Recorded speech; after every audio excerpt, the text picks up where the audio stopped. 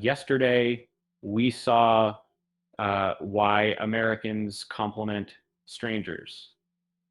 Today, the three-word formula that makes you sound like you were born in the US. The formula is thanks plus a casual reason. Thanks, my sister got it. Thanks, I found it online. 3 or 4 words. No big story. Rule one, accept the compliment. Never deny it. Oh no, it is ugly. Sounds fake and confusing to Americans. Just say thanks.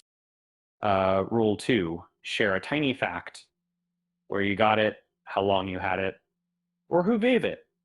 Keeps the conversation light and equal. Rule three, return the energy. If it feels natural, thanks.